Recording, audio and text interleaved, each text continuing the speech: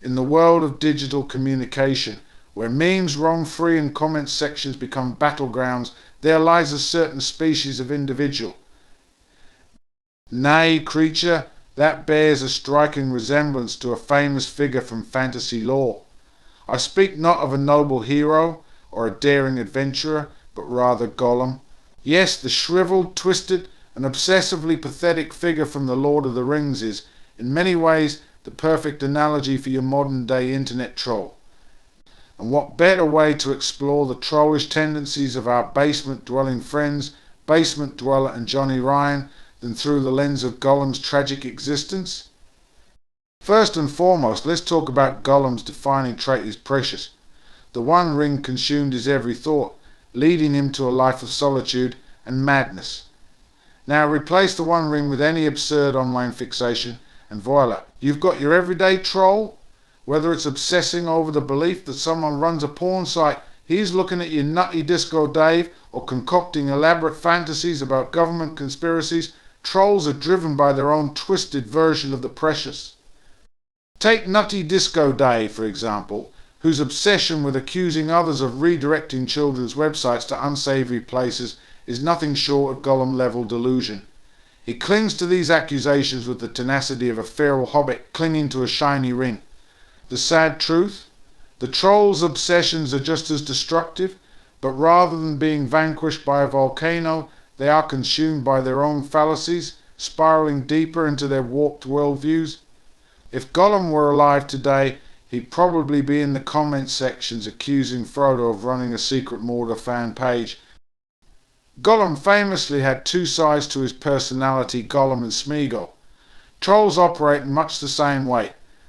One moment they're friendly, offering helpful advice or joining in a forum discussion with a veneer of civility, and the next they've devolved into their Gollum persona, hurling insults, lies and vitriol with gleeful abandon.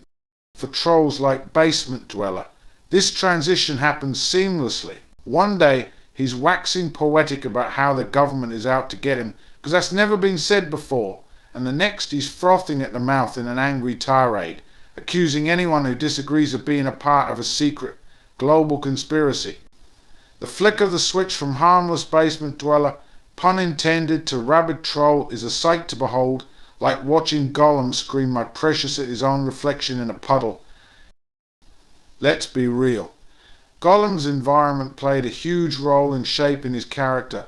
Living alone in a dank cave for centuries did him no favours in the sanity department. Similarly, trolls isolate themselves in the far corners of the internet, dwelling in obscure forums, echo chambers, and yes, even the dreaded comments section. This isolation doesn't help their already fragile grasp on reality. Instead of facing human interaction, something they avoid like Gollum avoided soap, they marinate in their own bitterness and delusions, eventually believing their own lies. Basement Dweller, holed up in his Canadian hideaway, where the internet speed is probably faster than the flow of actual social interaction, is the epitome of this digital Gollum. He rails against the government with the fury of someone who's just found out Wi-Fi isn't free in public parks. Like Gollum, the more isolated he becomes, the more his thoughts fester and grow rancid, and in true troll fashion, he'll lash out at anyone who dares question his skewed reality, because heaven forbid the precious bubble be popped. Ah, Gollum, a creature of lies, deceit, and pitiful grammar, if he ever spoke in full sentences, that is. Much like Gollum convinced himself that the ring was his by some divine right, trolls convince themselves that their lies hold water. Jonnie-Ryan, for instance, has spun a tapestry of falsehood so intricate he could probably sell it on Etsy. His accusations are as baseless as Gollum's belief that he could sneak the ring from Frodo without anyone noticing. And let's not forget Nutty Disco Dave, who, when he's not accusing everyone of owning secret porn empires, is writing books on ghosts with grammar so atrocious it could scare away the spirits themselves. His spelling mistakes are legendary, a true mark of someone who copy-pastes faster than they think. It's almost poetic how these trolls like Gollum are hoisted by their own petard, trapped in a web of their own illogical conclusions and spelling errors.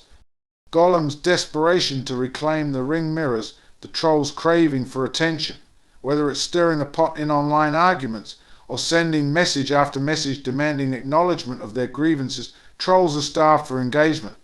They'll take anything they can get, much like Gollum gnawing on a raw fish in his cave, anything to fill the void.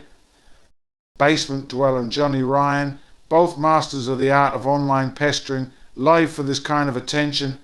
The more outrage they provoke, the more powerful they feel, like Gollum finding a particularly shiny pebble. Every comment, every rebuttal fuels their sense of self-worth, regardless of how negative it may be. It's as if trolls believe that their online tantrums grant them internet immortality. Spoiler alert, it doesn't. Despite all the havoc Gollum causes, there's something almost tragic about him. After all, he was once a hobbit-like creature, not so different from the rest of us, before he was consumed by the ring's power. Trolls, too, can appear tragic. Their obsessive, toxic behavior often masks a deeper insecurity, loneliness, or even trauma. Jonnie-Ryan's tale of being molested by his father, whether true or not, hints at a deeper psychological wound. Is this the driving force behind his endless tirades? Does his past pain fuel his present-day trolling? Perhaps. But just like Gollum, who had the chance to reclaim some of his humanity but ultimately failed, trolls often choose the path of destruction rather than healing. Gollum's self-destructive tendencies are legendary. He sabotages himself at every turn, unable to resist his darker impulses. Trolls similarly sabotage themselves by becoming so entrenched in their venom that they lose all credibility. In Basement Dweller and Jonnie-Ryan are prime examples. They try to bring others down, but in the end only manage to make themselves look foolish. In the grand scheme of things, trolls are the Gollums of the internet, pitiful, tragic figures, consumed by their own obsessions and doomed to a life of isolation, poor spelling, and endless internet battles.